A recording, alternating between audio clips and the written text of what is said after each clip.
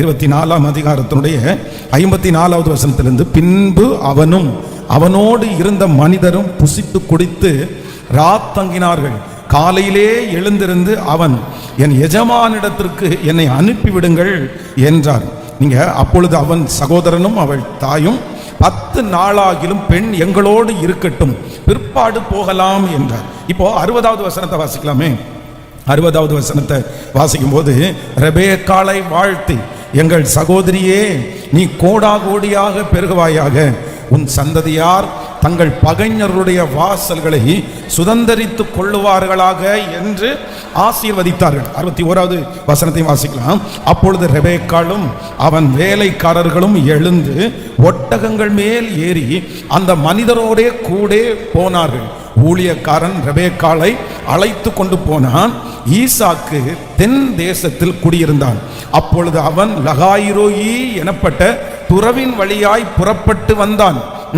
ஈசாக்கு சாயங்கால வேளையிலே தியானம் பண்ண வெளியிலே போயிருந்து தன் கண்களை ஏறெடுத்து பார்த்தபோது ஒட்டகங்கள் வர கண்டான். ஆமென். ஆண்டவருடைய பிள்ளைகளை, இந்த வசனம் எனக்கு ரொம்ப பிடிச்சிருச்சு. என்ன அப்படின்னு சொன்னா, ஈசாக்கு சாயங்கால வேளையிலே எங்க போனாராமா? தியானம் பண்ணும்படி வெளியே போயிருந்து தன் கண்களை ஏறிட்டு பார்த்தபோது ஒட்டகங்கள் வர கண்டான். அப்போ ஈசாக்கு ரெகுலரா என்ன டைமிங் அப்படின்னா, சாயங்காலமானா எங்க போவார் அப்படின்னா, தியானம் பண்றதுக்காக போவாரு, ஜெபம் பண்றதுக்காக போவாரு. எப்படி தானியேல் 3 வேளை ஜெபம் பண்ணாரோ, அதே போல ஈசாக்குக்கு சாயந்தர நேரத்துல தியானம் பண்ற ஒரு பழக்கம் இருந்துச்சு. இப்போ எந்த சாயந்தரமான நேரத்துல அவர் தியானம் பண்றதுக்காக போறாரோ, அதே சாயந்தரமான நேரத்துல அவருக்கான ஒரு எதிர்காலத்தையே கர்த்தர் கொண்டு வருவதற்கு கர்த்தர் நல்லவராயிருந்தார். அதைத்தான் வேதம் சொல்லுகிறது. நீங்கள் வேண்டிக் கொள்ள தொடங்கின போதே கர்த்தரிடத்திலிருந்து பதில் புறப்பட்டு வந்தது. ஆமென். நீங்க எந்த காரியத்தை ஆண்டவருக்காக ஒதுக்குறீர்களோ, நீங்கள் எந்த காரியத்தை ஆண்டவருக்காக விட்டு கொடுக்கிறீர்களோ, நீங்க எந்த டைம் ஆண்டவரை தேடுகிறீர்களோ, கர்த்தர் அந்த டைமை அந்த காரியத்தை கணக்கில் வச்சு அதற்கு சரிக்கு சரியாய் ஈடு கொடுக்கிறதற்கு கர்த்தர் வல்லவராய் இருக்கிறார். நான் நம்புறேன், இந்த 100 நாள் ஜெபத்துல உங்களுக்கு இன்றைக்கு 2வது ஒரு அற்புதத்தை கர்த்தர் செய்ய போறாரு. நீங்க இத்தனை நாட்களும் ஆண்டவர் தேடணும்ல. ஆமென். வெகு சீக்கிரத்தில் இந்த ஜெபம் முடியும் போது, இந்த டைம்ல, இந்த 100 நாட்கள் எந்த டைம்ல இந்த ஜெபத்தை நீங்க கேட்டீங்களோ, எந்த டைம்ல நீங்க ஜெபித்தீர்களோ, அதே நேரத்தில் உங்களுக்கு ஒரு அற்புதத்தை கர்த்தர் கொண்டு வருவதற்கு கர்த்தர் வல்லவராயிருக்கிறார். இந்த நேரம் பரலோகத்திலே குறிக்கப்படுகிறது. இந்த நேரம் ஆண்டவர் எழுதி வைத்திருக்கிறார். இந்த நேரம் நம்ம ஜெபிக்கும் போதே ஆண்டவரிடத்திலிருந்து பதில் புறப்பட்டு வருகிறது. நீங்க எதெல்லாம் ஆண்டவருக்காக நம்ம கமிட் பண்ணமோ அது எல்லாத்துக்கும் நமக்கு பதில் கொடுக்கிறதற்கு கர்த்தர் வல்லவராக இருக்கிறார். இன்னும் ஒரே ஒரு வசனத்தை கூட வாசிக்கும் போது, நீங்க அதே ஆதியாகமத்தில் ஒரு வசனத்தை கூட வாசிக்கலாம். அந்த 54ஆம் அதிகாரத்திலே நீங்க 24ஆம் அதிகாரத்தினுடைய 53வது வசனத்தை வாசிக்கலாமா? 53வது வசனத்தை, பின்பு அந்த ஊழியக்காரன் வெள்ளி உடைமைகளையும் பொன் உடைமைகளையும் வஸ்திரங்களையும் எடுத்து ரெபெக்காளுக்கு கொடுத்ததும் அன்றி தாய்க்கும் சில உச்சிதங்களை கொடுத்தான். நீங்க 45வது வசனத்தை வாசிக்கலாம். 24ஆம் அதிகாரம் 45. நான் இதை என் இருதயத்தில் சொல்லி முடிக்கும் முன்னே இதோ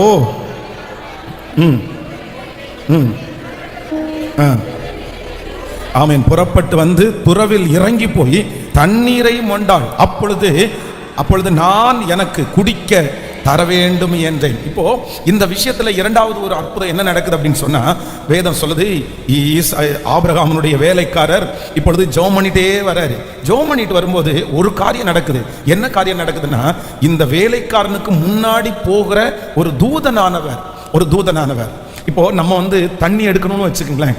கிணத்துல தண்ணி எடுக்கணும்னா, இல்ல பைப்புல தண்ணி எடுக்கணும்னா, எப்ப தண்ணி எடுப்பாங்கன்னா, ஒரு குடம் காலியானா தான் நம்ம அந்த இப்போ நிறைய பேருக்கு வீட்டில் கவர்மெண்ட் கொடுக்குற தண்ணி கார்பரேஷன் வாட்டர் வருது அப்படின்னு சொன்னால் நிறைய லைன் வீட்டில் குடியிருக்கிறவங்க சத்தம் போட்டுகிட்டே இருப்பாங்க. தண்ணி எடுக்கலையா, தண்ணி எடுக்கிறீங்களா அப்படின்னு சொல்லி எல்லாரும் நைட் நிறைய பேர் தண்ணி வரும்போது தூங்காமலாம் இருக்கிறவங்க நிறைய பேர் இருக்காங்க. ஏன்னா அந்த தண்ணியை விட்டா திருப்பி கிடைக்காது. அப்போது எல்லாருமே அந்த தண்ணிக்காக எதிர்பார்த்துட்டு இருப்பாங்க. ஆனால் அதே நேரத்தில் வீட்டில் டேங்க் ஃபுல்லாக தண்ணி இருந்துச்சுன்னா, இந்த டைம் எனக்கு தண்ணி வேண்டாம், எனக்கு ஏற்கனவே என்ன இருக்குது, தண்ணி. அப்போ ஒரு குடத்துல தண்ணி காலி ஆனாதான் எங்க போக முடியும், தண்ணி எடுக்க போக முடியும். அப்போ நான் என்ன நினைக்கிறேன்னா, இங்கே 2 தூதன், ஒரு தூதன் என்ன பண்றாருன்னா, இவங்களுக்கு முன்னாடியே போய் இந்த குடத்தை அவர் என்ன பண்றாருன்னா வெறுமையாக்குறார். குடத்தை வெறுமையாக்குனாதான் அவங்க தண்ணி எடுக்கிறதுக்கு எங்க வருவாங்க, துறவுக்கு வருவாங்க. துறவுக்கு வந்தாதான் அங்க என்ன நடக்கும்னா அற்புதம் நடக்கும். அப்போ சில நேரத்தில் ஆண்டவரால் அனுப்பப்படுகிற தூதர்கள் நம்முடைய வாழ்க்கையை வெறுமையாக்குறது மாதிரி இருக்கும். ஆனா ஒண்ணு நினைச்சுக்குங்க, எந்த இடத்துல ஒரு வெறுமையாக்கப்படுகிறதோ அந்த இடத்துல ஆண்டவருடைய அற்புதம் பயங்கரமாய் பெரியதாய் கடந்து வரும். நீங்க காணா ஒரு கல்யாண வீட்டுல வேதத்துல வாசிக்கும் போது அங்க திராட்சரசம் என்ன பட்டுச்சு. அப்போ ஒரு அற்புதம் நடக்கிறதுக்கு முன்னாடி, ஒரு பெரிய அற்புதம் நடக்கிறதுக்கு முன்னாடி சில நேரத்தில் என்ன உண்டாகுதுன்னா ஒரு குறைவு உண்டாகிறது, ஒரு தடுமாற்றம் உண்டாகிறது. உங்க வாழ்க்கையில ஒரு தடுமாற்றம் உண்டாகுமே ஆனால், ஒரு குறைவு உண்டாகுமே ஆனால், நீங்க அதை தப்பா எடுத்துக்க வேண்டாம். அதுல அற்புதத்தை ஆண்டவர் செய்வதற்காக தான், ஆண்டவர் ரட்சிப்பதற்காக தான், ஆண்டவர் உங்களை மகிமையாய் நடத்துவதற்காக கர்த்தர் உங்களுக்கு முன்பாக ஒரு தூதனை அனுப்பி அற்புதம் செய்கிறதுக்குனுடைய சூழ்நிலையா ஆண்டவர் என்ன பண்றாரு சொல்லுங்களேன். ஒரு பெரிய அற்புதத்திற்கான ஒரு சூழ்நிலையா ஆண்டவர் உருவாக்குறாரு. ஒரு சூழ்நிலை உருவாகிறது. இது நம்மை கர்த்தர் அவமானப்படுத்தணுன்றதுக்காக அல்ல, இது நம்ம கஷ்டப்படணுன்றதுக்காக அல்ல. நான் விசுவாசிக்கிறேன், இன்றைக்கு நீங்க கடந்து போகிற இந்த பிரச்சனை உங்களை அவமானப்படுத்துறதுக்காக ஆண்டவரை அனுமதிக்கல. அதற்கு மாறாக ஒரு தூதன் ஒரு பெரிய அற்புதத்திற்கான ஒரு வழியை, அந்த இடத்துல ஒரு பாதையை உண்டு பண்ணுகிறார். இந்த பிரச்சனையினுடைய முடிவு, இந்த தேவையினுடைய முடிவு ஒரு மகா பெரிய அற்புதத்தை, ஒரு பெரிய தரிசனத்திற்கு நேராய், ஒரு பெரிய லட்சியத்திற்கு நேராய் நடத்துமே தவிர வேறு ஒன்றுக்கும் ஆண்டவர் இதை அனுமதிக்கவே இல்லை. ஹல்லேலூயா. ஃபர்ஸ்ட் யோசேப்பு எகிப்தினுடைய அரண்மனையிலே அதிகாரியாய் வைக்கணும்னு ஆண்டவருடைய பெரிய திட்டம். ஆண்டவர் அதான் அவனுடைய முன்குறிப்பாய் கர்த்தர் கொடுத்திருக்கிறார். ஆனா என்ன நடக்குது அப்படின்னு சொன்னா, அந்த அதிசயம் நடக்கிறதுக்கு இப்ப என்ன உண்டாக்க வேண்டியது இருக்குன்னா, ஒரு வழியை ஆயத்தப்படுத்த வேண்டியது இருக்குது. தன்னுடைய தகப்பனாரை விட்டு அவர் பிரிஞ்சுதான் ஆகணும். இப்ப எகிப்திற்கு போய் கொஞ்ச நாள் அவர் அடிமையா வேலை பார்த்து தான் ஆகணும். அதுவும் போத்திபாருடைய வீட்டில் அவர் இருக்கணும், சிறைச்சாலையில் அவர் இருக்கணும். இது எல்லாத்தையும் ஆண்டவர் தான் கொண்டு போறாரு. அப்போ பார்வோனுடைய அரண்மனையில ஆண்டவர் அவனை அதிகாரியாய் உயர்த்துறதற்கு முன்பாக அவனுக்கு பிடிக்காத, அவன் எதிர்பார்க்காத, அவனுக்கு யோசனையிலே இல்லாத சில பாதையில ஆண்டவர் நடத்துகிறார். அது எதற்காக என்றால், ஒரு பெரிய மகிமையை கொடுப்பதற்கு கர்த்தர் அந்த மனுஷனை ஆயத்தம் பண்ணி கொண்டிருக்கிறார். நான் தீர்க்க தரிசனமா சொல்றேன், இந்த சத்தத்தை கேட்கிற நிறைய பேரை ஆண்டவர் ஆயத்தப்படுத்தி கொண்டிருக்கிறார். ஆண்டவர் உங்களை ஆயத்தப்படுத்தி கொண்டிருக்கிறார். அந்த பெரிய காரியத்திற்காக ஆண்டவர் ஆயத்தப்படுத்தி கொண்டிருக்கிறார். இந்த குறைவு பெரிய அற்புதத்திற்கான ஆயத்தம், இந்த வருத்தம் பெரிய அற்புதத்திற்கான ஆயத்தம். கர்த்தர் இந்த சூழ்நிலையில உங்களை நடத்துவதற்கு காரணம் உங்களை கஷ்டப்படுத்துவதற்காக அல்ல. கர்த்தர் வாக்கு கொடுக்கிறார், நான் ஒரு பெரிய அற்புதத்தை கர்த்தர் உங்களுக்காக செய்வதற்கு இந்த சூழ்நிலை உண்டாகிறது. இந்த சூழ்நிலை நன்மையாகவே மாறப்போகிறது. இந்த சூழ்நிலையை ஆண்டவர் அங்கீகரித்து இதுல நம்முடைய நல்ல கைகளை தட்டி கர்த்தரை மகிமைப்படுத்தி முழு பலத்தோடு ஹல்லேலூயா நல்ல கைகளை தட்டி இயேசுவே அப்படி நீர் நடத்தி கொண்டிருக்கிற இந்த பாதை நன்மையாய் முடிகிறதற்காக ஸ்தோத்திரம். ஆமென். ஆரம்பம் அற்பமானாலும் முடிவு சம்பூர்ணமா, ஆரம்பம் அற்பமானாலும் முடிவு சம்பூர்ணமா, குறைவுகள் நிறைவாகட்டும், குறைவுகள் நிறைவாகட்டும், எல்லா வறட்சி செழிப்பாகட்டும், எல்லா வறட்சி செழிப்பா.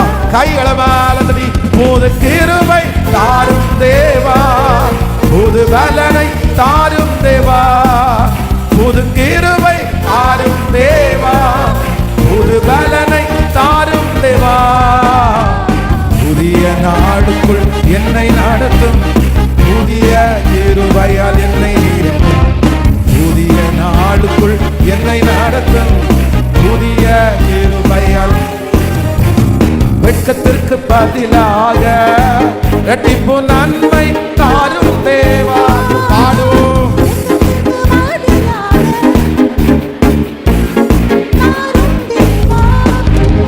கண்ணீருக்கு பதிலாக, என் கண்ணீருக்கு பதிலாக ஆனந்த காளிப்பை தாரும் தேவா. ஆனந்த களிப்பை தாரும் தேவா, புது கிருபை தாரும் தேவா, புது பலனை தாரும் தேவா, புது கிருபை தாரும் தேவா, புது பலனை தாரும் தேவா. புதிய நாடுக்குள் என்னை நடத்தும் புதிய கிருபையால், புதிய நாடுக்குள் என்னை நடத்தும் புதிய கிருபையால். சொல்லுவோம், சவால்கள் சந்தித்திட உலகத்தில் ஜெயம் எடுக்க, சவால்கள் சந்தித்திட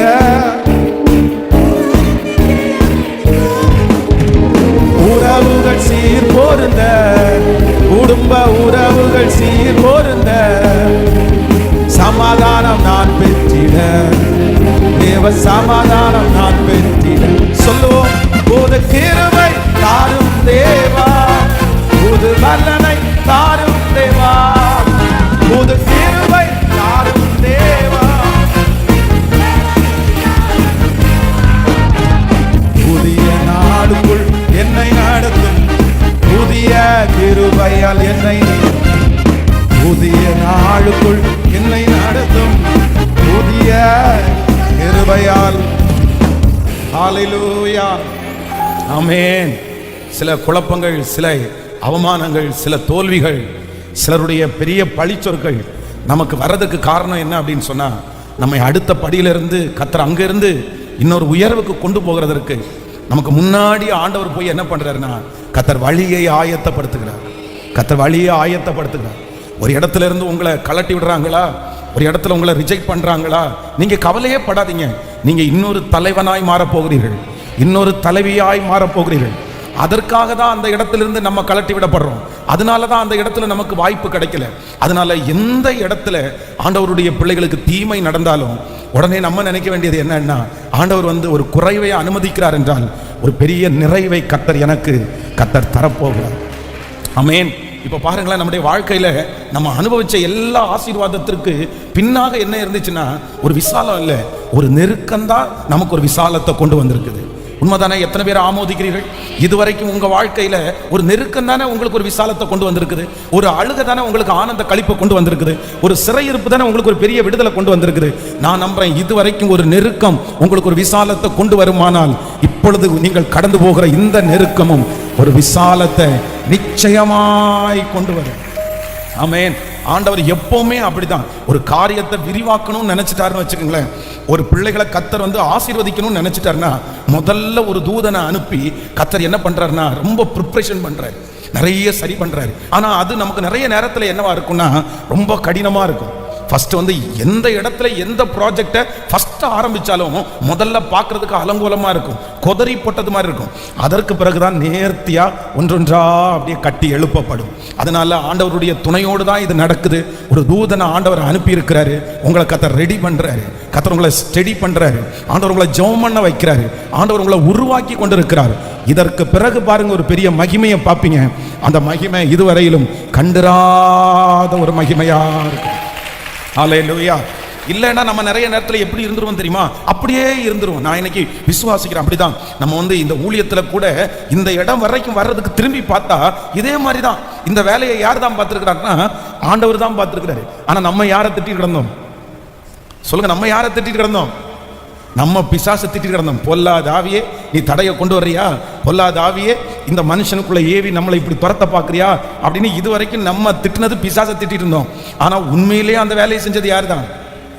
என்ன வாயில வரமாட்டேங்குது? ஆண்டவர் தான் அந்த வேலையை செஞ்சிருக்கிறாரு. எப்பா, நான் உன்னை சும்மா விட்டேன்னா நீ இங்கே உட்கார்ந்துருவ, நீ சும்மா விட்டேன்னா நீ வந்து அடுத்த லெவல் நீ போகவே மாட்டேன். நான் பாரு, உனக்காக ஒரு வழியை ஆயத்தப்படுத்துகிறேன். அப்படியே சாதகமா இருந்தவங்க எதிராக திரும்புறாங்க. அன்பா இருந்தவருடைய அன்பு வித்தியாசமாகுது. சில நேரத்தில் உங்களுடைய வாழ்க்கையில சாதகமா இருந்த நிறைய பேர் வெறுப்பா மாறிடுவாங்க, அன்பா இருந்த நிறைய பேர் பகைக்க ஆரம்பிப்பாங்க. எல்லாம் ஆப்போசிட்டா மாறும். உடனே நீங்க வந்து பிசாசு வேலை பார்க்கறான் அப்படின்னு எல்லாம் நினைக்க வேண்டாம். ஆண்டவர் அந்த இடத்திலே உங்களை உயர்த்துவதற்கு கர்த்தர் ஒரு பாதையை கர்த்தர் ஒரு வழியை ஆண்டவர் ஆயத்தப்படுத்துகிறார். ஒரு சோதனை முன்பாக வரும், ஒரு சுத்திகரிப்பு முன்பாக வரும், ஒரு ஜெபிக்க வைக்கிற ஒரு ஜெப ஆவி முன்பாக வரும். அதற்கு பின்பு அற்புதம் நம்மை தேடி வரும்.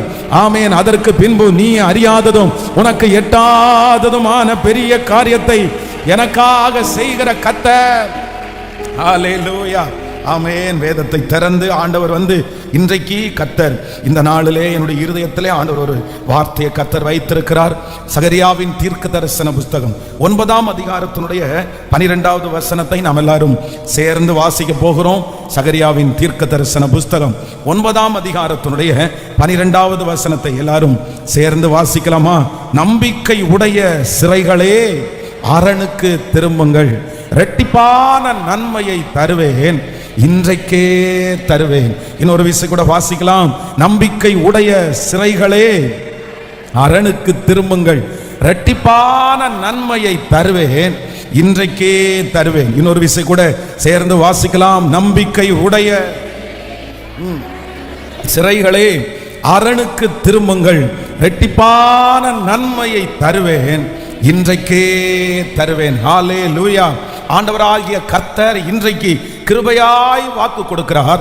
நம்பிக்கை உடைய சிறைகளே அரணுக்கு திரும்புங்கள், இரட்டிப்பான நன்மையை தருவேன், அதுவும் இன்றைக்கே தருவேன்.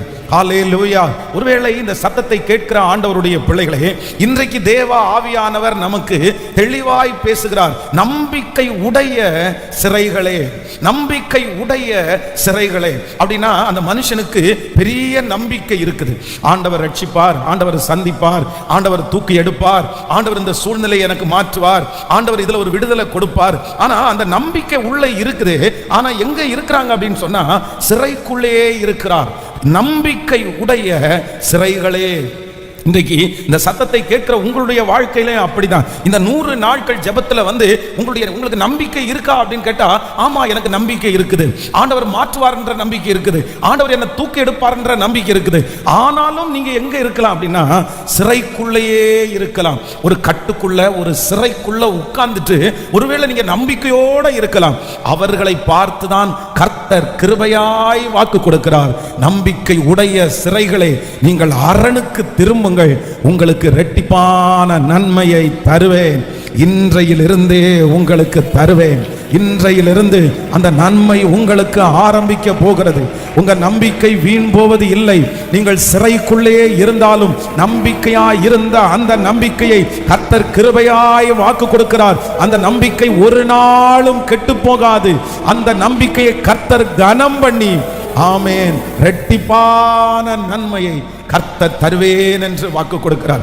இஸ்ரவேல் ஜனங்கள் 400 வருட அடிமைத்தனத்தில் இருந்தாலும் ஆனா அவங்களுடைய நம்பிக்கை என்னவா இருந்துச்சுன்னா, அவங்க சிறைக்குள்ளதான் இருக்கிறாங்க. அவங்க நாளுக்கு நாள் அவங்க கொடுமையா அனுபவிக்கிறாங்க. அவர்களுக்கு வைக்கோல் கொடுக்காம விட்டுட்டாங்க. அவர்களை கல்ல இருக்கிற வேலையில ரொம்ப கொடுமைப்படுத்துறாங்க. ஒரு பக்கத்துல அந்த மாதிரி கடினமான வேலை நடந்துட்டு இருக்குது. பல வருடங்களாக அவங்க செஞ்சுட்டு இருக்காங்க. ஆனா அவங்களுக்குள்ள என்ன இருக்குன்னா ஒரு நம்பிக்கை இருக்குது. கண்டிப்பா ஒரு நாள் இந்த இடத்திலிருந்து நாங்கள் கானான் தேசத்திற்கு போவோம், ஆண்டவர் என்னை கூப்பிட்டுட்டு போவார், எங்க சன்னதி அதுல போவாங்க. அவர்கள் நம்பிக்கையுடைய சிறைகளா இருந்தாங்க. ஆனா கர்த்தர் ஒரு நாள் ஒரு மோசேயை அனுப்பி அவருடைய நம்பிக்கைக்கு தகுந்ததுக்கு பிற்பாடு அந்த நம்பிக்கைக்கு கர்த்தர் ஆதரவாய் அந்த இடத்திலிருந்து கர்த்தர் அவர்களை புறப்பட பண்ணினார். அதனால கர்த்தர் இன்னைக்கு சிலருக்கு தீர்க்க தரிசனமாய் வாக்கு கொடுக்கிறார். மகளே, இவ்வளவு நடந்தும் நீ உன் நம்பிக்கையை விடல. மகனே, நீ இவ்வளவு நடந்தும் உன் நம்பிக்கையை நாம் விடல.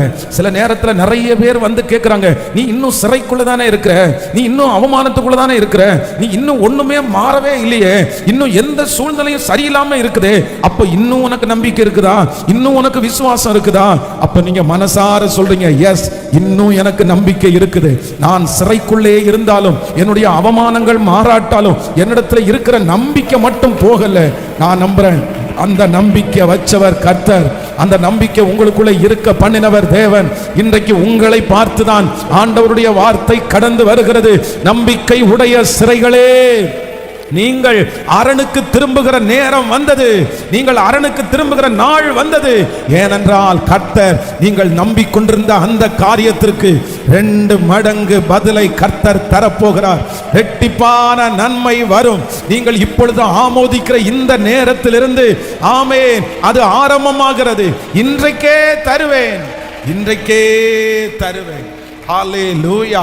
அதனால உங்களுடைய நம்பிக்கையை நீங்க விடாதீங்க. ஒரு அழைப்பு வரப்போகிறது, ஒரு தீர்க்க தரிசனம் உங்களுக்கு வரப்போகிறது. என்ன தீர்க்க தரிசனம்னா, நம்பிக்கை உடைய சிறைகளுக்கு ஒரு அழைப்பு வரப்போகிறது. ரெட்டிப்பான நன்மையை கொடுக்கிறதற்கு ஆவியானவர் எதிர்பார்த்து கொண்டே இருக்கிறார். அந்த ரெட்டிப்பான நன்மை யாருக்கு கிடைக்குதுன்னா, சிறையிலே இருந்தாலும் நம்பிக்கையா இருக்கிறவர்களுக்கு, கஷ்டத்திலே இருந்தாலும் நம்பிக்கையா இருக்கிறவர்களுக்கு, எதுவும் நடக்கவில்லை என்றாலும் நம்பிக்கையா இருக்கிறவர்களுக்கு இன்று கர்த்தர் திரும்பவும் உங்களை உற்சாகப்படுத்துகிறார். உன் நம்பிக்கையை விட்டுறாத மகளே, மகனே, உன் நம்பிக்கையை விட்டுறாத. நீ எதிர்பார்த்துட்டு இருக்கிற அந்த ஜெபத்தை நீ விட்டுறாத. நீ இன்னும் நம்பிக்கொண்டிரு, இன்னும் விசுவாசித்துக் கொண்டிரு. உன் மீட்பர் உயிரோடு இருக்கிறார். ஓ ஹல்லேலூயா. உன்னுடைய சிறையிருப்பு சீக்கிரமாய் மாறப்போகிறது. நீங்கள் சிறையிலிருந்து சீக்கிரமாய் வெளியே வரப்போகிறீர்கள். உங்களுக்கு ஒரு அழைப்பு வரப்போகிறது. உங்களுக்கு ஒரு இரட்டிப்பான நன்மையை கர்த்தர் தருவேன் என்று கர்த்தர் வாக்கு கொடுக்கிறார். நல்ல கைகளை தட்டி நம்புறேன். Thank you Jesus, thank you Jesus, hallelujah, thank you Jesus. ஆண்டவருடைய பிள்ளைகளே, இந்த வாக்குத்தத்த வசனத்தை நான் தியானித்துக் கொண்டிருக்கும் போது வேதத்தில் நம்பிக்கையோட காத்திருந்த ஒரு மனிதன், ஆனா பல ஆண்டுகளாக அந்த மனுஷனை குறித்து நம்ம நிறைய இந்த 100 நாள் ஜெபத்தில் தியானிச்சோம். ஆனா இன்னைக்கு எனக்கு ரொம்ப வித்தியாசமான ஒரு அனுபவமா இருந்துச்சு. அப்படின்னா 38 வருடமாய் வியாதியாய் இருந்த அந்த மனுஷன் அந்த குளத்தின் அருகே கிடக்கிறான். ஆனா எப்படி இருக்கிறான்னா, அவனுக்குள்ள என்ன இருக்குன்னா, நம்பிக்கை இருக்குது.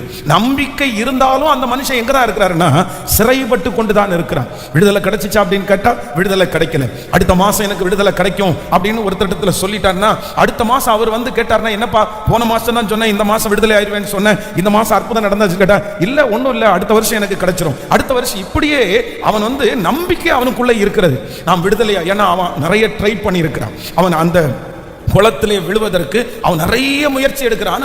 எதுவுமே அவனுக்கு நடக்கல. ஆனா நம்பிக்கையை தளர விடவே இல்லை.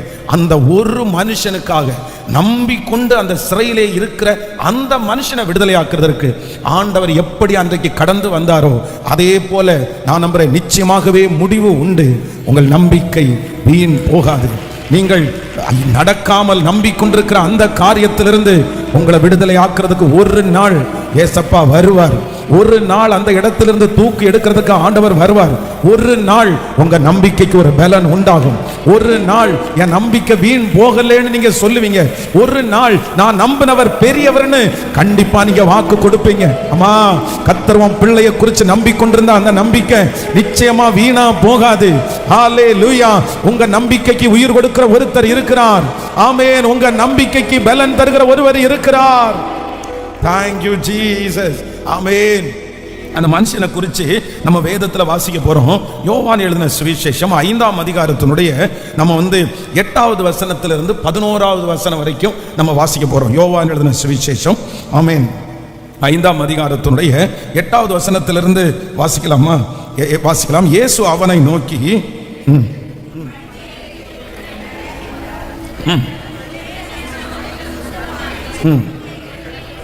ஆமென். உடனே அந்த மனுஷன் சொத்தமாகி தன் படுக்கையை எடுத்துக்கொண்டு நடந்து போனான். அந்த நாள் ஓய்வு நாளாய் இருந்தது. ஆதலால் யூதர்கள் குணமாக்கப்பட்டவனை நோக்கி, இது ஓய்வு நாளாய் இருக்கிறதே, படுக்கையை எடுத்துக்கொண்டு போகிறது உனக்கு நியாயம் அல்ல என்றார்கள். நல்லா கவனிங்க ஆண்டவருடைய பிள்ளைகளே, இத்தனை நாட்களும் இந்த பகுதியில் எத்தனையோ காரியத்தை நான் செய்தியாய் கொடுத்திருக்கிறேன். நான் எத்தனையோ வெளிப்பாடுகளை கர்த்தரிடத்திலிருந்து பெற்றுக் கொண்டிருக்கிறேன். ஆனா இன்றைக்கு நம்பிக்கையுடைய சிறைகளே, நீங்கள் அரணுக்கு திரும்புங்கள், இரட்டிப்பான நன்மையை தருவேன், இன்றைக்கே தருவேன் அப்படின்ற இந்த வார்த்தை எந்த மனுஷனுக்கு ரொம்ப பொருந்தும்னா, இந்த 38 வருடமாய் வியாதியாய் இருக்கிற இந்த மனுஷனுக்கு ரொம்ப அழகா இது பொருந்தது. இந்த மனுஷன் அத்தனை ஆண்டுகளாக வந்து என்ன பண்ணியிருக்கிறாருன்னா அந்த இடத்துல வியாதியாய் படுத்து கிடக்கிறார். இந்த மனுஷனுக்கு என்ன தேவை அப்படின்னு சொன்னா, இந்த இடத்துல இந்த மனுஷனுக்கு சுகம் மட்டும்தான் தேவை. யாராவது ஒருத்தர் வந்து அவனை சுகப்படுத்தினா போதும். பொதுவாக வந்து நம்ம வந்து இப்ப பாருங்களேன், ஒரு 6 நாள் 5 நாள் உங்களுக்கு காய்ச்சல் வந்துச்சு அப்படின்னா அந்த காய்ச்சல் வந்து உங்களுக்கு சரியாயிரும். அந்த காய்ச்சல் வந்து சரியாயிட்டு திரும்ப நீங்க பழையது போல நீங்க வேலை செய்யணும்னா திரும்ப ஒரு 10 நாள் ஆயிரும். சிலருக்கு வந்து இந்த டெங்கு காய்ச்சல் இந்த மாதிரி மோசமான காய்ச்சல் எல்லாம் வந்துச்சுன்னு வைங்களேன், ஒரு 15 நாள் கண்டினியூவா அந்த காய்ச்சலோட இருந்தாங்கன்னா நிறைய பேருக்கு கை காலெல்லாம் வீங்கிரும். அந்த அந்த அந்த காய்ச்சல் வந்து முடிஞ்சதற்கு பிறகு அந்த முட்டி வலி அந்த கை வலி பாத்தீங்கன்னா 6 மாசம் 3 மாசம் வரைக்கும் இருக்கும். சிலர் சொல்லுவாங்க இப்பதானே உனக்கு காய்ச்சல் வந்துட்டு போயிருக்குது, அதனால இனி அடுத்த உடம்பு ஸ்ட்ரென்த் ஆகிற வரைக்கும் அப்படிதான் இருக்கும் அப்படின்னு சொல்லுவாங்க. ஆனா இந்த இடத்துல இந்த மனுஷன் கிட்டத்தட்ட 38 வருஷமா வியாதியா இருக்கிறார். 38 வருஷமா வியாதியா இருக்கிற மனுஷனுக்கு இன்னைக்கு சுகம் கிடைக்குது. சுகம் கிடைச்ச அடுத்த நேரத்தில் ஆண்டவர் அவனை பார்த்து என்ன சொல்றாருன்னா, உன் படுக்கையை எடுத்துக்கொண்டு நட, உன் படுக்கையை எடுத்துக்கொண்டு நட. ஆண்டவர் ஒரு அற்புதத்தை செய்தாரானால், ஒரு சுகத்தை கொடுப்பாரானால், நான் நம்புறேன் அத்தனை நாட்களும் நமக்கு இருந்த பிரச்சனையை கர்த்தர் சரி பண்ணும்போது அதை வந்து ஒரு சைடு எஃபெக்ட் கூட இல்லாம நமக்கு விடுதலை ஆக்குறதுக்கு கர்த்தர் வல்லவரா இருக்கிறார். ஆண்டவர் சரி செய்தாரானால் அதற்கு பிறகு அதனுடைய விளைவு, அதனால வருகிற பிரச்சனை கண்டிப்பாக நமக்கு இருக்கிறது இல்லை. ஆனா இதுல இந்த நம்பிக்கையுடைய இந்த சிறைக்கு ஆண்டவர் கொடுத்த முதல் பரிசு என்ன அப்படின்னு சொன்னா, அவன் எதிர்பார்த்தது அற்புதம், அவன் எதிர்பார்த்தது சுகம். ஆனா ஆண்டவர் வந்து சுகத்தை மட்டும் கொடுக்கல. இப்ப ஆண்டவர் என்ன பண்றாருன்னா, ஒரு நன்மையை அந்த மனிதன் சுமக்கும்படியாய் வைக்கிறார், சுமக்கும்படியாய் வைக்கிறார். பாருங்க, சுத்தி இருக்கிறவங்க வந்து இந்த மனுஷன் வெறும் சுகத்தோட சுகம் மட்டும் பெற்றுட்டு அந்த இடத்துல இருந்து போயிட்டு இருந்தான்னா யாருமே அவனை என்ன பண்ணிருக்க மாட்டாங்க, ஒருத்தருமே கண்டுபிடிச்சுக்க மாட்டாங்க. அவங்க நிறைய பேருக்கு தெரிஞ்சிருக்கும் தெரிஞ்சிருக்காது. ஆனா இப்ப ஏன் இவனை தெரியுது அப்படின்னு சொன்னா, இவன் என்ன சுமந்துட்டு போறான், தன்னுடைய படுக்கையை சுமந்துட்டு போறதுனாலதான் அவங்க எல்லாருமே அவனை கண்டுபிடிச்சாங்க. இது ஓய்வு நாளா இருக்குது, இந்த நாள்ல நீ இப்படி சுமக்கலாமா, இந்த நாள்ல நீ இப்படி வேலை செய்யலாமா, யார் உன்னை இப்படி செஞ்சா, யார் உனக்கு சுகப்படுத்தினாங்கன்னு அதனால தான் கேட்கறாங்க. அப்போ நான் விசுவாசிக்கிறேன், நம்பிக்கையுடைய சிறைகளுக்கு ஒரு அதிசயம் நடக்க போகிறது. நீங்க எதிர்பார்க்கிறது ஒரு அற்புதம், நீங்க எதிர்பார்க்கிறது ஒரு சுகம். ஆனா ஆண்டவர் வந்து இன்னும் ரெட்டிப்பா தரப்போறாரு.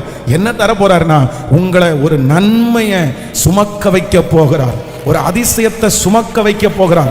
மற்றவர்கள் காணும்படியாக ஒரு அற்புதத்தை நீங்கள் சுமக்க போகிறீர்கள். மற்றவர்கள் ஆச்சரியப்படும் விதமாய், அவர்கள் உங்களை கண்டுபிடிக்கிற விதமாய் கர்த்தர் அற்புதத்தை மட்டுமல்ல, ஆமேன், கர்த்தர் உங்களை சுமக்கவும் பண்ண போகிறார். நல்ல ஆமேன், கரங்களை தட்டி முழு பலத்தோடு Thank you Jesus. ஆமேன். ஒரு நன்மையை சுமக்கிறதற்கு கர்த்தர் கிருபையாய் இறங்குவார். ஆமேன். ஏதோ ஒன்றை நிச்சயமாய் நீங்கள் சுமப்பீர்கள். வெறும் அற்புதம் மட்டும் உங்களுக்கு நடப்பதில்லை, அந்த அற்புதத்தோடு சேர்ந்து ஒரு நன்மையையும் ஆண்டவர் உங்களுக்கு தரப்போகிறார், உங்களை சுமக்க வைக்க போகிறார். கைகளை அப்படியே உயர்த்தி சொல்லுங்க இந்த வார்த்தை, நம்பிக்கை உடைய சிறைகளே நீங்கள் அரணுக்கு திரும்புங்கள். ஆமென். நான் உனக்கு இரட்டிப்பான நன்மையை தருவேன், இன்றைக்கே தருவேன். நீங்க ரொம்ப நாளா நம்பிட்டு இருக்கிற ஒரே ஒரு காரியம், ஆண்டவரே இது மட்டும் எனக்கு செஞ்சா போதும், இது மட்டும் எனக்கு செஞ்சா போதும், நீங்க அப்படிதான் நம்பிட்டு இருக்கிறீங்க. ஆனா ஆண்டவர் சொல்றாரு, அந்த அற்புதத்தை மட்டும் இல்ல, மற்றவர்கள் பார்க்கிற விதமா ஏதோ ஒரு நன்மையை உங்களை சுமக்க வைக்க போகிறார், சுமக்க வைக்க போகிறார். ஏதோ ஒரு நன்மையை கூட நீங்கள் சுமக்க போகிறீர்கள். ஆமென், ஹalleluya. அந்த அற்புதம் மட்டுமல்ல, எக்ஸ்ட்ரா இன்னொன்றை கர்த்தர் நீங்கள் நினைக்காத ஒன்றை எனக்கு தருவேன் என்று கர்த்தர் வாக்கு கொடுக்கிறார். ஹalleluya, ஹalleluya. ஆமென். Thank you Jesus. மேற்கு கிழக்கு வடக்கு தெற்கு பரம்புவா என்றீரே, பூமியின் துளைத்துவே. நீங்க நம்பிக்கொண்டிருக்கிறது ஒன்றுக்காக, நீங்க காத்திருக்கிறது ஒரு காரியத்திற்காக, நீங்க ஜெபித்தது ஒரு காரியத்திற்காக. ஆனால் கர்த்தர் நீங்கள் இவ்வளவு நாளும் நம்பிக்கொண்டே இந்த சிறையிலே இருந்ததனால உங்களுக்கு அற்புதம் செய்யும் போது வெறும் அற்புதத்தை மட்டுமல்ல, அற்புதத்தை பெற்றுக்கொண்ட அன்றையிலிருந்து இன்னொரு நன்மையையும் சேர்த்து சேர்த்து ஹalleluya. உனக்கு சுகம் மட்டும் கிடையாது, உனக்கு சுகம் மட்டும் கிடையாது, ஒன்னு பண்ண போற. நீ என்ன பண்ண போற, ஒரு நன்மையை உன்னை சுமக்கவும் நான் வைப்பேன். ஆண்டவருடைய பிள்ளையை, கர்த்தர் உங்களை தொடுகிறதற்கு நாள் நெருங்கிருச்சு, கர்த்தர் உங்களுக்கு அற்புதம் செய்கிறதற்கு நாள் நெருங்கிருச்சு. நீங்கள் சிறையிலிருந்து வெளியே வருவதற்கு நாள் நெருங்கிருச்சு. உங்களுடைய கட்டுகள் அவிழுகிறதற்கு நாள் சீக்கிரமா நெருங்கிருச்சு. ஆமென். இதுவரையிலும் காத்திருந்ததை கர்த்தர் பார்க்கிறார். நம்பிக்கையோட காத்திருந்ததை கர்த்தர் பார்க்கிறார். இப்ப மறுபடியும் உங்க விசுவாசத்தை தைரியப்படுத்துறாரு. உன் நம்பிக்கை விட்டுறாத மகளே, உன் நம்பிக்கை விட்டுற வேண்டாம். மகனே, உன் நம்பிக்கை விட்டுறாத. நான் உன் கூட இருக்கிறேன். உன்னை அழைத்தவர் அவர், இதுவரையிலும் கைவிடாதவர் அவர். ஆமென். இரட்டிப்பான நன்மையை தருகிறவர். அல்லேலூயா. அப்போ இந்த நம்பிக்கையுடைய சிறையிலே இருந்த இந்த மனுஷனுக்கு ஆண்டவர் வந்து ஃபர்ஸ்ட் நான் தியானிக்கும் போது ஒரு மிகப்பெரிய பிரம்மாண்டத்தை கொடுக்கிறாரு. அவன் அற்புதத்தோட அனுப்பாம அடுத்து நெக்ஸ்ட் இன்னொன்னு அவன் கேட்காத ஒன்றையும் கர்த்தர் தந்தார். ஹல்லேலூயா. ஆமென். நம்பர் 2, இரண்டாவதாக எனக்கு ரொம்ப ஆச்சரியமா இருந்தது என்ன அப்படின்னா, நீங்க 5ஆம் அதிகாரத்தினுடைய நீங்க வாசிக்கலாம். நீங்க 8வது வசனத்திலிருந்து வாசிக்கலாமே. 8வது வசனத்தில் இயேசு அவனை நோக்கி, ஆமென், எழுந்திரு, உன் படுக்கையை எடுத்துக்கொண்டு நட என்றார். உடனே அந்த மனுஷன் சொஸ்தமாகி தன் படுக்கையை எடுத்துக்கொண்டு நடந்து போனான். அந்த நாள் ஓய்வு நாளாய் இருந்தது. ஆதலால் யூதர்கள் குணமாக்கப்பட்டவனை நோக்கி, ஆமென், இது ஓய்வு நாளா இருக்கிறதே, படுக்கையை எடுத்துக்கொண்டு போகிறது உனக்கு நியாயம் அல்ல என்றார்கள். நல்லா கவனிங்க ஆண்டவருடைய பிள்ளைகளே. இந்த பெதஸ்தா குளத்துல என்னைக்குமே என்னவா இருக்கும்னா ரொம்ப பிஸியா இருக்கும். என்னைக்குமே அந்த இடத்துல ஒரு கூட்டம் இருந்துட்டே இருக்கும். ஏன்னா எப்ப தூதன் கலக்குவான் அப்படின்னு தெரியாது. அன்னைக்கு அற்புதங்கள் நடந்து கொண்டே இருக்கும். நிறைய பேருடைய கண்ணு பெதஸ்தா குளத்தை பார்த்துட்டே இருக்கும். நிறைய பேர் இன்னைக்கு யார் விடுதலை ஆக்கப்பட்டார், இப்படி நிறைய என்னைக்குமே அந்த இடத்துல ரொம்ப ரொம்ப ஆக்டிவா ரொம்ப விசாலமா இருக்கும். ஆனா என்னைக்கு இருக்காது அப்படின்னா, இந்த சாபத் அப்படின்னா அந்த குறிப்பிட்ட அந்த ஓய்வு நாள் இருக்கு பாருங்க. இந்த ஓய்வு நாள் மட்டும் இந்த பெதஸ்தா குளம் எப்படி இருக்கும்னா ரொம்ப வெடிச்சோரி இருக்கும். அப்படின்னா யாருமே இருக்க மாட்டாங்க. ஏன் அப்படின்னா அன்னைக்கு தூதன் கூட என்ன பண்ண மாட்டாரு. பெதஸ்தா குளத்துல அன்னைக்கு தூதன் கூட வர மாட்டாங்க. யாருக்கு கூட லீவு, தூதனுக்கு கூட அன்னைக்கு லீவ், அவ்வளவுதான். அப்போ எல்லாருமே எத்தனை 1000 பேர் அந்த பெதஸ்தா குளத்துல இருந்தாலுமே அன்னைக்கு அந்த ஓய்வு நாள் அன்னைக்கு யாருடைய கான்சென்ட்ரேஷனும் அந்த பெதஸ்தா குளத்துல இருக்கிற வியாதிஸ்தர்கள் மேல போகாது. யாருமே அற்புதம் இன்னைக்கு கிடைக்கும் அப்படின்ற அந்த நம்பிக்கையே இருக்காது. இப்போ ஏசப்பாவும் வரும்போது ஒரு பெரிய அலாரம் கொடுத்துட்டு இல்ல பக்கத்துல எக்கால சத்தத்தோட அப்படியெல்லாம் ஆண்டவர் வரல. ஆண்டவர் எப்பவுமே 12 பேரோட வர்றவர். இதுல என்ன பண்ணிட்டாருன்னா ஆண்டவர் தனியா இந்த இடத்துல வர்றாரு. அப்போ சைலண்டா யார்கிட்டயுமே டிஸ்டர்ப் பண்ணாம, யாரும் தன்னிடத்துல கூடாம, இந்த நம்பிக்கையுடைய இந்த ஒரே ஒரு சிறகுக்காக ஆண்டவர் வர்றாரு.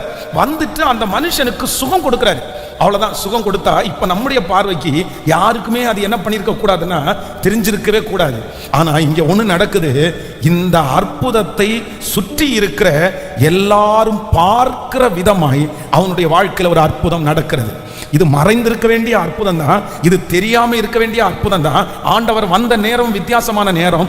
ஆண்டவர் தனியா தான் ஆண்டவர் வந்தாரு. அந்த நாள் எல்லாருடைய அற்புதத்தையும் கேட்கிற நாளும் அல்ல.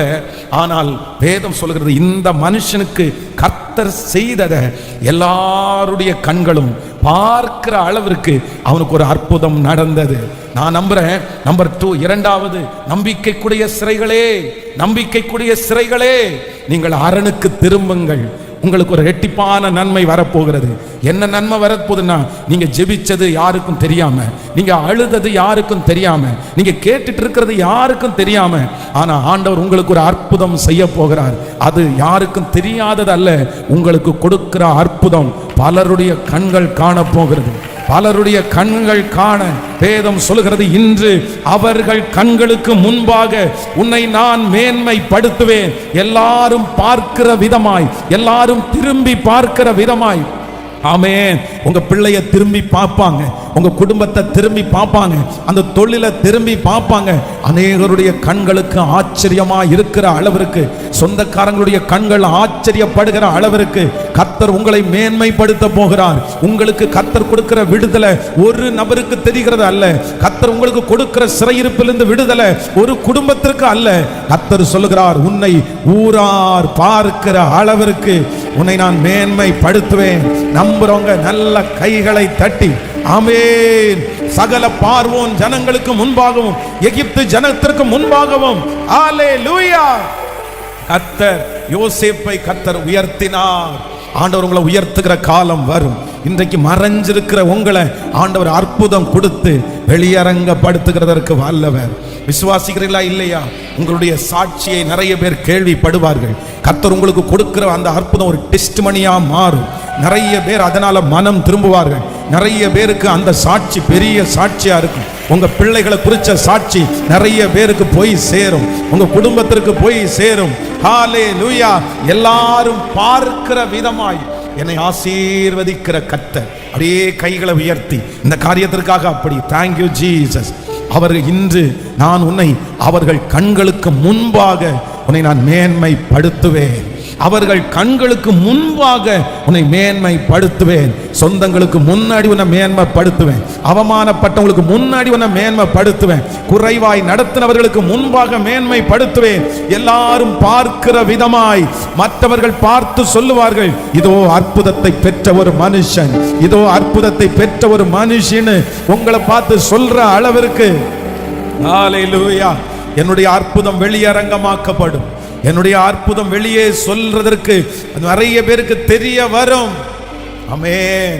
நம்பிக்கை உடைய சிறைகளே அரணுக்கு திரும்புங்கள், இரட்டிப்பான நன்மையை தருவேன், இன்றைக்கே தருவேன். ஹல்லேலூயா.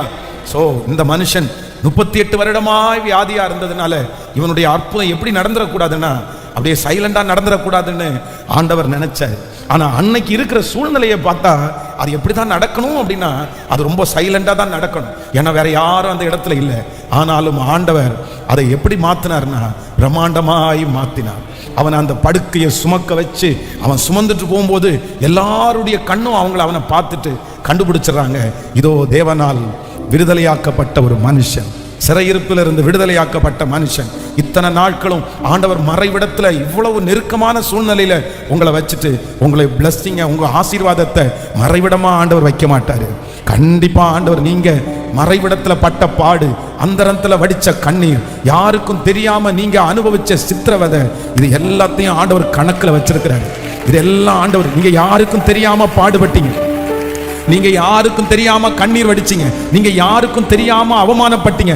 ஆனா கர்த்தருக்கு தெரியும். நீங்க அவமானப்பட்டது கர்த்தருக்கு தெரியும், நீங்க வடிச்ச கண்ணீர் கர்த்தருக்கு தெரியும், நீங்க நெருக்கத்துல இருந்தது கர்த்தருக்கு தெரியும். கர்த்தர் சொல்லுகிறார், அந்தரங்கத்தில் பார்க்கிற பிதா உனக்கு, ஹல்லேலூயா, அந்தரங்கத்துல பார்க்கிற பிதா உங்களுக்கு வெளியரங்கமாய், சொல்லுங்க நம்புறவங்க, வெளியரங்கமாய் பதில் தருகிற கர்த்தர். ஹல்லேலூயா. நம்பிக்கை உடைய சிறைகளே அரணுக்கு திரும்புங்கள், இரட்டிப்பான நன்மையை தருவேன், இன்றைக்கே தருவேன். நம்பிக்கை உடைய சிறைகளே, நம்பிக்கை உடைய சிறைகளே. ஹல்லேலூயா. ஸோ இந்த மனுஷனுக்கு மூன்றாவது ஆண்டவர் செய்த பெரிய அற்புதம் என்ன அப்படின்னு சொன்னா, உன்னுடைய அற்புதம் மறைவில் செய்யப்பட்டாலும், உன்னுடைய அற்புதம் யாருக்கும் தெரியாத ஒரு இடத்துல செய்யப்பட்டாலும், எல்லாருடைய கண்களுக்கு முன்பாகவும் நீ அற்புதத்தை பெற்ற ஒரு மனுஷன் அப்படின்றத நான் அடையாளப்படுத்துவேன். கர்த்தர் அடையாளப்படுத்தினார். ஏன் அப்படின்னா, நீ 38 வருடமாய் எப்படி நீ காத்துட்டு இருந்தேன்னா நம்பிக்கையோட காத்துட்டு இருந்த. நீ சிறையில தான் இருந்த, நீ சிறையில தான் இருந்த. ஆனா நீ எப்படி இருந்தேன்னா, அந்த சிறையில இருந்தாலும் கர்த்தர் எனக்கு செய்வார் அப்படின்னு காத்துட்டு இருந்த. இன்னைக்கு எல்லாருக்கும் நம்பிக்கையோட காத்துட்டு இருக்கிற எல்லாருக்கும் ஒரு ஆறுதல் வருகிறது. கர்த்தர் ஒரு பெரிய ஆறுதலான வார்த்தையை பேசுகிறார். நீங்க நம்பிக்கையோட தானே சிறையில இருந்தாலும் நம்பிக்கையோட தானே காத்துட்டு இருக்கிறீங்க. உங்களுக்கு ஒரு அற்புதத்தை ஆண்டவர் செய்வார். அது உங்க வீட்டுக்கு தெரிஞ்சது மாதிரி இல்லை.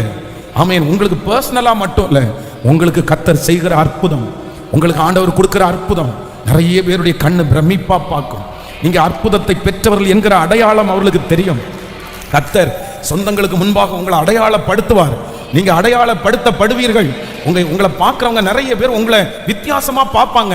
ஆமென். கர்த்தர் உங்களை பார்க்க வைப்பார். அவர்கள் முன்பு இருந்தது போல அல்ல, அவர்கள் மகிமையாய் உங்களை பார்ப்பார்கள், ஆச்சரியமா பார்ப்பார்கள். இது தீர்க்க தரிசனமான வார்த்தை. குறைவாய் பார்த்த கண்கள் பிரமிப்பா பார்க்கும். அவமானப்படுத்துறது மாதிரி பார்க்கிற கண்கள் இனி ஆச்சரியமா பார்க்க போகிறது. நீ நல்லா இருக்க கூடாதுன்னு நினைச்சு நிறைய கண்கள் பார்த்துச்சுல, அந்த கண்கள் எல்லாம் ஆச்சரியமா பார்க்கிற அளவிற்கு ஆண்டவர் அவங்க கண்ணுக்கு முன்னாடி, இயேசுப்பா இப்போ என் பிள்ளைங்க கரங்களை தட்டி ஜெபிச்சுட்டு இருக்கும் போதே இந்த வசனம் அப்படியே நிறைவேறட்டும். நம்பிக்கை உடைய சிறைகளே அரணுக்கு திரும்புங்கள், அரணுக்கு திரும்புங்கள். இதோ இதோ என் பிள்ளை நம்பிக்கையோட அந்த சிறையில உட்கார்ந்து இருக்குது. அற்புதம் நடக்கணும், அந்த பிள்ளைக்கு அற்புதம் நடக்கணும், ரெட்டிப்பான நன்மை வரணும், இந்த பிள்ளை நம்பினதற்கு ஒரு பதில் வரணும், இவங்க நம்பினதுக்கு ஒரு அற்புதம் நடக்கணும், உங்களை நம்பினதுக்கு ஒரு அற்புதம் நடக்கணும். உங்களை நம்புற நம்பிக்கை வீண் போகாது. நீர் நம்பிக்கைக்குரிய தெய்வம், நீர் நம்பிக்கைக்குரிய தெய்வம். இயேசுவே, இந்த 100 நாட்களும் நம்பின நம்பிக்கையை நினைச்சிருங்கப்பா, நினைச்சிருங்கப்பா. நீர் நம்பிக்கைக்குரிய தெய்வம். ஹல்லேலூயா. இதுல ஒரு மிகப்பெரிய ஆச்சரியமான ஒன்று என்னன்னா, வேதம் சொல்கிறது இது இந்த வாசலை குறித்து, இது ஆட்டு வாசல். நீங்க யோவான் சுவிசேஷம் 5ஆம் அதிகாரத்தினுடைய 2வது வசனத்தை வாசிப்பீர்கள். ஆனால் 5ஆம் அதிகாரம் 2வது வசனம், எபிரேய பாஷையிலே பெதஸ்தா எனப்பட்ட ஒரு குளம் எருசலேமின் ஆட்டு வாசல் அருகே இருந்தது. அதற்கு 5 மண்டபங்கள் உண்டு. அடுத்த வசனம், அவைகளில் குருடர், சப்பானிகள், சூம்பன உறுப்புடையவர்கள் முதலான வியாதிக்காரர் அநேகர் படுத்திருந்து தண்ணீர் எப்பொழுது கலக்கும் என்று காத்து கொண்டிருப்பார்கள். என்ன வாசலமா இது? என்ன வாசல்? ஆட்டு வாசல். அப்போ பொதுவா இந்த எருசலேமிலே இருக்கிற தேவாலயத்துல பலி செலுத்துறதுக்காக நிறைய பேர் வருவாங்க. அப்படின்னா அவங்க ஒவ்வொருத்தரும் செஞ்ச பாவத்திற்காக இந்த ஆட்டுக்குட்டி பாத்தீங்கன்னா கரெக்டா இந்த ஆட்டு வாசல்ல நிறைய கொண்டு போய் கட்டி விட்டுருப்பாங்க. ஏன்னா ஊர்ல இருந்து அவங்க அதை எடுத்துட்டு வர முடியாது. அதனால இங்க இந்த சந்தையில இந்த ஆடுகளை வாங்கி அவங்க கொண்டு போய் ஆசாரியர்கள்ட்ட கொடுத்து பலி செலுத்துவது தான் வழக்கம். ஆனா இந்த ஆட்டு வாசல்ல எத்தனையோ லட்ச ஆடுகள் அப்படியே ஆயிரக்கணக்கான ஆடுகள் டெய்லி உள்ள போகுது. எதுக்காக போகுது? எதுக்காக போகுது? அவருடைய குற்றங்களுக்காக, பாவ நிவர்த்திக்காக போகுது, பலி செலுத்தப்படுவதற்காக போகுது. ஆனா இத்தனை 1000 ஆடுகள் போனாலும் அந்த இடத்துல என்ன நடக்கல அப்படின்னா, இன்னும் பாவ மன்னிப்பு யாருக்குமே கிடைக்கல, ரட்சிப்பு யாருக்குமே கிடைக்கல. இந்த வருஷம் போய் ஆடை வாங்கிட்டு போய் பலி செலுத்துறாரா, அடுத்த வருஷம் அதே மாதிரி ஒருத்தர் நிற்பாரு. அந்த ஆடுகளினாலே, ஆயிரக்கணக்கான ஆடுகளினாலே என்ன கிடைக்கல அப்படின்னா, ஒரு மனுஷனுடைய பாவத்திற்கு விமோச்சனம் கிடைக்கல. ஆனா நான் என்ன நம்புறேன்னா, அதே ஆட்டு வாசல்ல இப்பொழுது ஒரு தேவன் நுழைகிறார். ஆட்டுக்குட்டியானவர் உள்ள போறாரு. இந்த ஆட்டுக்குட்டியானவர் யார் அப்படின்னா, அவர் சகல உலகத்திற்கும் பாவத்தை சுமந்து தீர்க்கிற தேவ ஆட்டுக்குட்டி. இந்த ஆட்டுக்குட்டி உள்ளே போனதற்கு பிற்பாடு பலி நிறுத்தப்பட்டது. அதற்கு பிறகு பலி செலுத்தப்படவில்லை. காரணம் என்னன்னா, நமக்காக ஒரு ஜீவனுள்ள தேவனாகிய ஆமென் ஆட்டுக்குட்டி ஆனவர் நமக்காக பலியாகி போனதினாலே, இனி மாமிசத்தினாலே அல்ல, மாமிசத்தினுடைய இரத்தத்தினாலே அல்ல, ஆட்டுக்குட்டி ஆனவருடைய இரத்தத்தினாலே நாம் மீட்கப்பட்டிருக்கிறோம். நல்ல கரங்களை தட்டி அந்த தேவனுக்கு, அந்த ஆட்டுக்குட்டி ஆனவருக்கு, ஆமென், அந்த ஆட்டுக்குட்டி ஆனவருக்கு நன்றி சொல்லுங்க. எங்களுக்காக அடிக்கப்பட்ட ஆட்டுக்குட்டி ஆனவர், எங்களுக்காக அடுக்கப்பட்ட ஆட்டுக்குட்டி ஆனவர். ஆமென். அந்த மகா பெரிய மகிமையை கர்த்தர் நமக்கு கிருபையாய் கர்த்தர் தந்திருக்கிறார். சோ நம்பர் 1, நம்பிக்கைக்குரிய சிறைகளே அரணுக்கு திரும்புங்கள், இரட்டிப்பான நன்மையை தருவேன், இன்றைக்கே தருவேன். நீங்க நம்பிக்கொண்டிருக்கிற அந்த நம்பிக்கையில ஸ்டாண்ட் பண்ணுங்க, அந்த நம்பிக்கையில தொடர்ந்து ஓடுங்க. கர்த்தர் சொல்றாரு, நீங்க சிறையிலே இருந்தாலும் நம்பிக்கொண்டிருக்கிறதுனாலே உனக்கு 2 மடங்கு பதில் தருவேன். சோ நம்பர் 1, முதலாவதாக இதுக்கு கர்த்தர் பண்ணின ஃபர்ஸ்ட் என்ன? ஒண்ணு இல்ல, வெறும் அற்புதம் மட்டுமல்ல, அவனை கர்த்தர் என்ன பண்ணினார்னா சுமக்க வைத்தார், நன்மையை சுமக்க வைத்தார். அதனால உங்களுக்கு இந்த பிரச்சனைக்கு அற்புதம் மட்டும் கிடையாது, இந்த சூழ்நிலைக்கு மாற்றம் மட்டும் கிடையாது, எக்ஸ்ட்ரா இன்னொன்னு, நீங்க நினைக்காத ஒன்றையும் கர்த்தர், ஒரு அவார்டையும் உங்களுக்கு கர்த்தர் தருவேன் என்று வாக்கு கொடுக்கிறார். சோ நம்பர் 2, இரண்டாவதாக ஆண்டவர் இந்த இடத்துல இந்த மனுஷனுக்கு நம்பிக்கையுடைய இந்த சிறகுக்கு ஆண்டவர் செய்கிற இரண்டாவது அற்புதம்னா, அது ஓய்வு நாள், அது அமைதியான நாள், அது யாரும் பார்க்காத நாள். அன்னைக்கு வீடியோ கேமரா எதுவும் இல்லை, அன்னைக்கு போட்டோ ஷூட் எதுவுமே இல்லை. ஆனா அது வரைக்கும் எல்லாரும் போட்டோ ஷூட் பண்ணலாம், வீடியோ கேமரா எல்லாம் தூக்கிட்டு வரலாம், ஏன்னா அதை போட்டோ எடுத்து பார்க்கறதுக்கு. ஆனா இன்னைக்கு எல்லாரும் அமைதியாகும் போது கர்த்தர் அற்புதத்தை யாருக்கும் தெரியாம செஞ்சாலும் எல்லாருடைய கண்களும் பார்க்கிற அளவிற்கு கர்த்தரவனை மகிமைப்படுத்தினார். அதனால நீங்க நம்பிக்கையோட காத்திருக்கிற உங்களுக்கு கர்த்தர் நிச்சயம் ஒரு அற்புதத்தை செய்வார். கண்டிப்பா ஒரு அற்புதம் நடக்கும். அந்த அற்புதம் எப்படி நடக்கும்னா, எல்லாருடைய கண்ணும் பார்க்கிற அளவிற்கு, பிரமிக்கிற அளவிற்கு. இது தீர்க்க தரிசனமான வார்த்தை. இதை உண்மையா விசுவாசிக்கிறவர்களுக்கு கர்த்தர் ஆம் என்றும் ஆமேன் என்றும் ஆமென். அப்படியே கர்த்தர் செய்ய போகிறார். ஹல்லேலூயா. நம்பர் 3, மூன்றாவதாக இன்னொரு வசனத்தை கூட நம்ம வாசிக்கலாமா? ஆமென். 5ஆம் அதிகாரத்தினுடைய 3வது வசனத்தை வாசிக்கலாம். 5ஆம் அதிகாரம் 3வது வசனம். அவைகளிலே குருடர், சப்பானிகள், சூம்பின உறுப்புடையவர்கள் முதலான வியாதிக்காரர் அநேகர் படுத்திருந்து தண்ணீர் எப்பொழுது கலக்கும் என்று காத்து கொண்டிருப்பார்கள். அடுத்த வசனம். ஏனெனில் சில சமயங்களில் தேவதூதன் ஒருவன் அந்த குளத்திலே இறங்கி தண்ணீரை கலக்குவான். தண்ணீர் கலங்கின பின்பு யார் முந்தி அதிலே இறங்குவானோ அவன் எப்பேற்பட்ட வியாதிஸ்தனாய் இருந்தாலும் சொஸ்தமாவான். ஆண்டவருடைய பிள்ளைகளை நன்றாய் கவனிச்சுங்க. இந்த இடத்துல வேதம் என்ன சொல்லுது அப்படின்னா, ஏனெனில் 3வது வசனத்தை வாசிக்கும் போது அவைகளிலே குருடர், சப்பானிகள், சூம்பின உறுப்புடையவர்கள் முதலான வியாதிக்காரர் அநேகர் படுத்திருந்து. நல்லா கவனிச்சுங்க. இப்போ நீங்க என்ன கவனமாய் கவனிங்களேன். நீங்க இந்த கண்ணு தெரியாதவங்களை நீங்க பார்த்திருப்பீங்க, இல்லைன்னா கால் இல்லாதவங்களை பார்த்திருப்பீங்க. இந்த மாதிரி இந்த ஊனம் அப்படின்ற இந்த லிஸ்ட்ல ஊனம் என்கிற அந்த சூழ்நிலையில இருக்கிறவங்களை நீங்க பார்த்தீங்கன்னா அவங்க அவங்க அவங்க யாருமே 90% பேரை நீங்க எப்படி பார்க்க முடியாதுன்னா, ஒரு அழகானவர்களாகவோ இல்லைன்னா ஒரு கான்பிடென்ட் ஆனவர்களாகவோ அவங்கள பார்க்கவே முடியாது. அவங்கள பார்த்த உடனே நம்ம என்ன கண்டுபிடிச்சிரும் அப்படின்னு சொன்னா, இவங்க என்ன ஆனவங்க, இவங்க ஊனமானவங்க. ஏன்னா அவர்களுடைய உடல் தோற்றத்தில் மட்டும் இல்லை, அந்த தோற்றத்தை அவங்க பார்த்ததுனாலேயே நம்ம தெரியல. அவங்க நம்மள மாதிரி நார்மலா இல்லை நம்மள மாதிரி அவங்களால எதுவும் இருக்க முடியாது. அவங்க முகத்தில் ஒரு சோகம் இருக்கும், அவங்களுடைய நடையில் ஒரு ஸ்லோ இருக்கும். இந்த மாதிரி அவங்கள பார்த்த உடனே நம்ம கண்டுபிடிச்சலாம், ஒரு அடையாளப்படுத்திடலாம். ஐயோ இவங்களுக்கு பலவீனம், ஐயோ இவங்களுக்கு வியாதி, ஐயோ இவங்களுக்கு ஏதோ ஒன்று குறைவா இருக்குது அப்படின்றத நம்ம பொதுவாக கண்ணு தெரியாதவங்கள நிறைய பேரை நான் சந்திச்சிருக்கிறேன், நிறைய பேர் மீட்டிங் நடத்தியிருக்கிறோம். அப்போ நூற்றுக்கணக்கான பேர் வருவாங்க.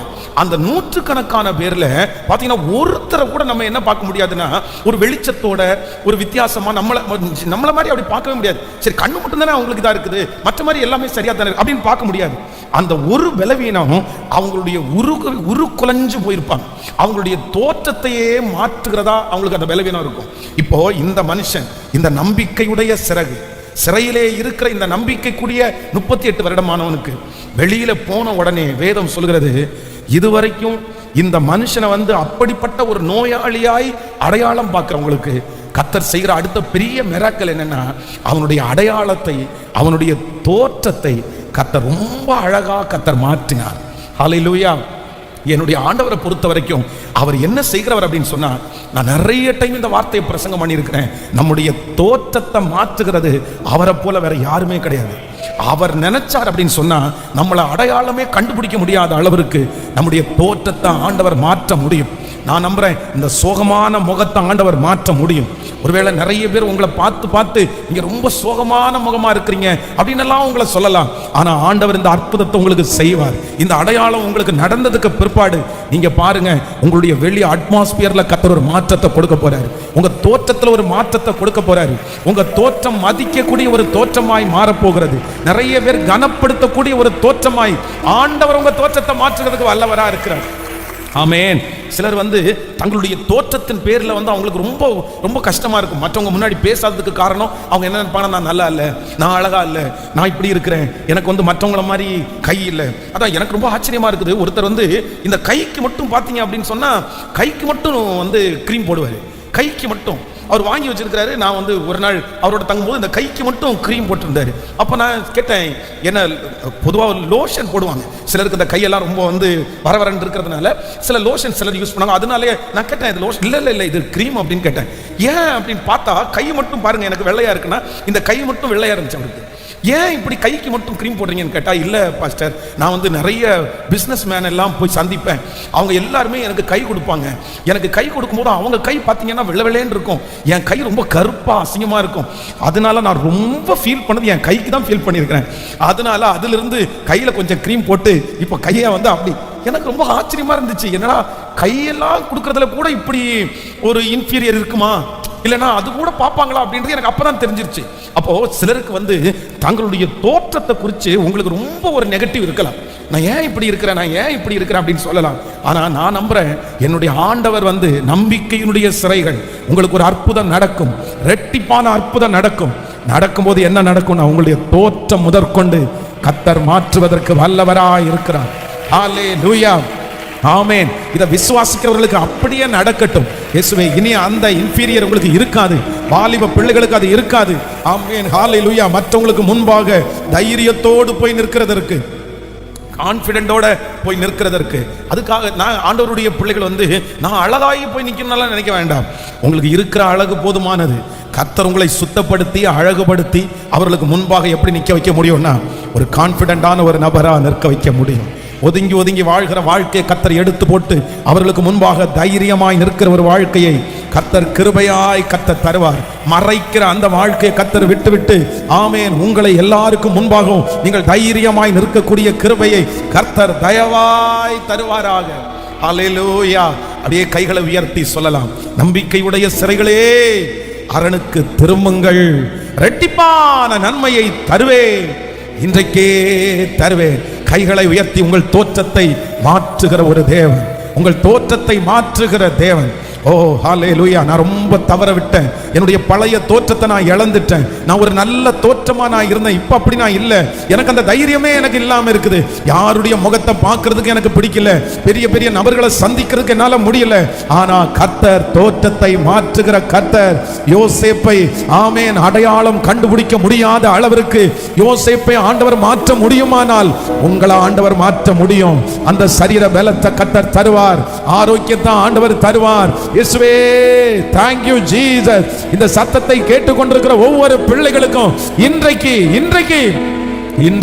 படுக்கையில கிடக்கிற அந்த பிள்ளை, வெகு நாளாய் வியாதியாய் இருக்கிற அந்த பிள்ளை, வெகு நாளாய் அலைச்சல்ல இருக்கிற அந்த பிள்ளைக்கு இப்போ ஒரு மாற்றத்தை கர்த்தர் கொடுத்து நீர் தோற்றத்தையே மாற்றுவதற்கு கர்த்தர் வல்லவராய் இருக்கிறீர்.